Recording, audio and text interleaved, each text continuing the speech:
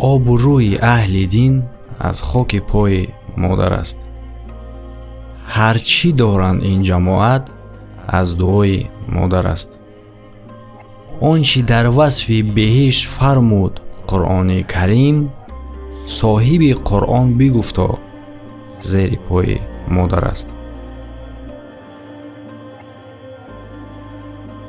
برادران من السلام علیکم. محمد شریف هستم با شما. با ما یک مادر مراجعت کردک برای کمک کردن که مادر چخیلی که در ویدیوز شما تماشا میکنین همه اینفرماسیا را خودش میگه، جای زیست ندارن، شوهرش گذشتگی خودش مردی کاری میکرده است، یعنی که مشکلی خیلی هم وزنین دارن و با کمک ما و شما نیاز دارن. از ما هم قدر خواهش دیگه کی را در اینترنت گذاشته سبب خیری هر یکی شما شیم کسی که امکانیت داره. خیر برادر روز نداره، لیکن باز درجه به نزدیکی اید است.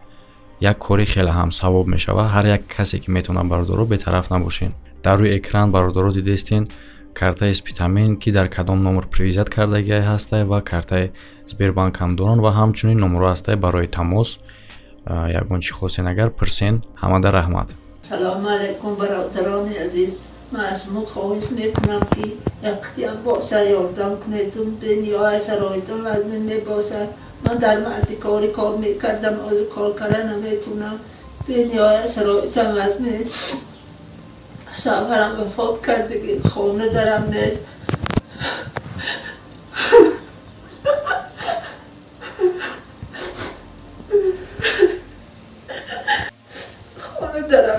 من به سر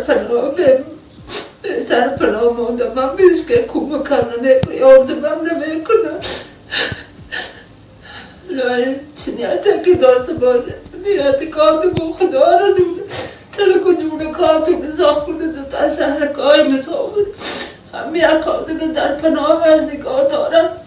چه آرزوی هست آرزوی کاتم لای خدا رسوله.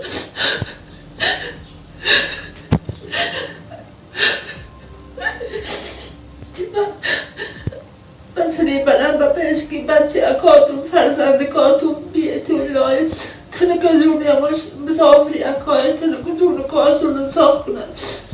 لای در پناهی خدا باشه تون لای پروردگار چه نیته که داشته باشه نیت کاتون خدا را جلو التماس میکنم یقتیم باشه یاردم کن تون لای جنیته که داشته باشه دنیت کاتم خدا را لای شریفم منت خدا را بیان میکنم. صد بدرایت لای جنیته که داشته باشه نیت کتم خدا را لای مسهرکای مسافرین گشتگی اکای لای تنکتون کاتون ساخت کنن لای پروردگار.